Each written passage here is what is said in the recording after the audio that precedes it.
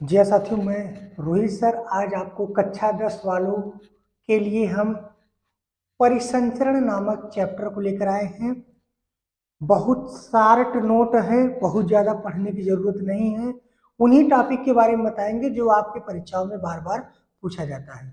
तो आप अपने दोस्तों के साथ शेयर कर दीजिएगा, लाइक करिएगा और कमेंट करके बताइएगा कि समझ में आया है कि नहीं। चलिए, परिसंचरण यहाँ पे लिखा है। परिसंचरण का मतलब होता है कि हम लोग जब भोजन करते हैं तो भोजन का पाचन होता है, और जब श्वसन करते हैं तो हम लोगों को ऑक्सीजन O2 गैस मिलता है। तो पाचन के बाद जो भी पोषक तत्व होते हैं, पोषक तत्व जो भी होते हैं जैसे विटामिन, प्रोटीन, कार्बोहाइड्रेट, वसा, ये सारी चीजें जब मिलते हैं तब हम क्या करते हैं, हमारे शरीर में जो रक्त होता है, ब्लड होता है, इन पदार्थों का परिवहन पूरे शरीर में करता है। तो इसी को हम लोग बोलते हैं परिवहन या परिसंचरण, जिसके बाद हमें ऊर्जा मिलता है। जैसा कि परिसंचरण तंत्र को शरीर का परिवहन तंत्र भी कहा जाता है। क्यों कहा जाता है? परिवहन अर्थ होता है कि किसी भी पदार्थ को, किसी भी चीज को एक स्थान से दूसरे स्थान पहुंचाने की प्रक्रिया परिवहन या ट्रांसपोर्टेशन कहलाता है। ऐसा तंत्र जिसमें रक्त शरीर के एक अंग से दूसरे अंग तक जाता है, रक्त परिसंचरण तंत्र कहलाता है। ठीक है, जीवों के आधार पर रक्त परिसंचरण के दो भागों में बांटा जाता है। रक्त परिसंचरण जीवों में अलग अलग पाया जाता है। किसी जीव में ओपन सर्कुलेटरी सिस्टम माने खुला परिसंचरण तंत्र, और किसी में बंद परिसंचरण तंत्र। आपको हम बता दें कि परिसंचरण तंत्र सभी जीवों में अलग अलग हो सकता है या एक जैसा भी हो सकता है।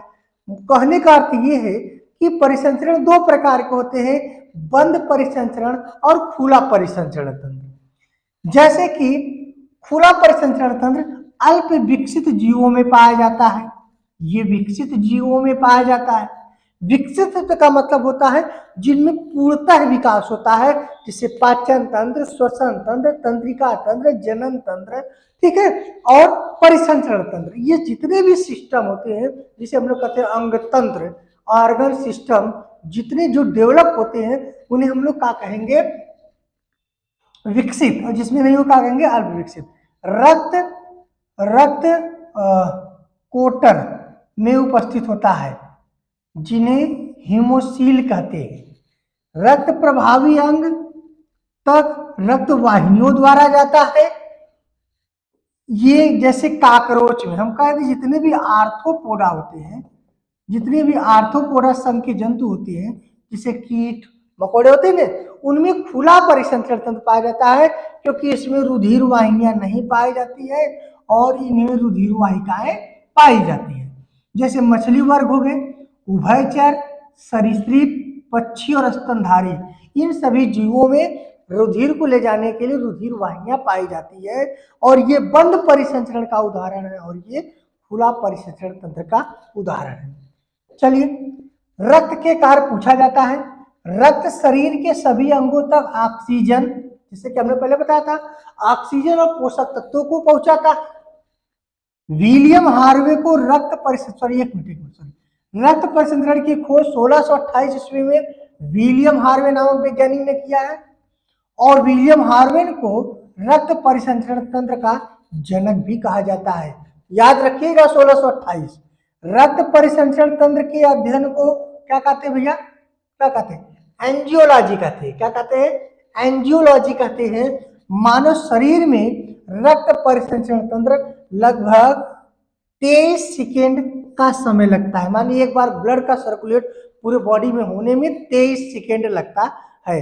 चलिए, ये क्वेश्चन आपसे करते हैं, आप लोग कमेंट बॉक्स बताइएगा कि रक्त के अध्ययन को क्या कहते हैं? Study of blood is called, क्या कहते हैं? ठीक है, हेमेटोलॉजी, सेरोलॉजी, उत्तर भी बता दिए हैं। ठीक है, देखते किसको किसको आता है, कमेंट कर दीजिएगा। रक्त परिसंचरण तंत्र क्या होता है?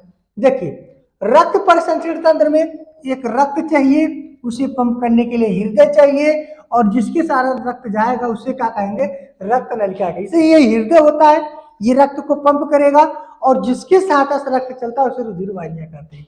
रक्त क्या होता है, ठीक है, रक्त के एक भाग ठोस भाग होता है जो 45% भाग बनाता है, एक द्रव भाग होता है जो 55 भाग होता है। कहने का मतलब इसे हम लोग प्लाज्मा भी कहेंगे, इसे प्लाज्मा कहेंगे और इसे रुधिर कणिका भी कहेंगे, जिसे रुधिराणु भी कहते हैं। ये रुधिराणु हो गया, ये प्लाज्मा हो गया। रुधिराणु के 3 भाग होते हैं, आरबीसी, डब्ल्यूबीसी और प्लेटलेट्स होता है। और जो प्लाज्मा होते हैं उसमें जल 90% होता है, 10% क्या होता है, प्रोटीन होता है।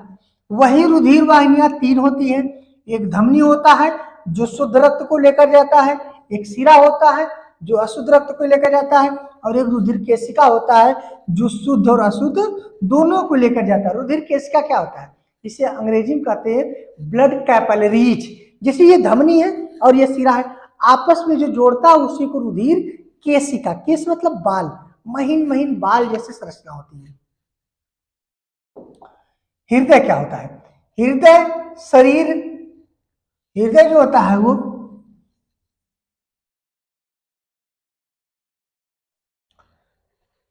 हृदय के लिए प्रयुक्त शब्द कार्डियक होता है, क्योंकि हृदय जो होता है कार्डियक से मिलकर बना होता है।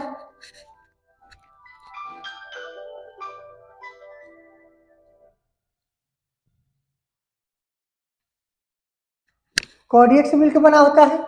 मनुष्य के हृदय में 4 कोष्ठ होते हैं, जो ऊपर 2 अलिंग होता है और नीचे 2 नीला होता है। एक स्वस्थ मनुष्य के हृदय का औसत भार लगभग 300 से 350 ग्राम होता है। पुरुष में 380 ग्राम से 280 ग्राम से 310 ग्राम और स्त्री में 250 से 280 ग्राम मिला जुला कर हृदय का जो भार होता है वो 300 ग्राम का होता है। ठीक है, याद रखिएगा इसे। हृदय को शरीर को पंपिंग मशीन भी कहा जाता है, क्योंकि ब्लड को ये पंप करता है। हृदय के चारों तरफ 2 झिल्लियां पाई जाती है, जिसे पेरिकार्डियम झिल्ली कहते हैं। इस झिल्ली के चारों तरफ हुए द्रव को पेरिकार्डियक द्रव भी कहते हैं।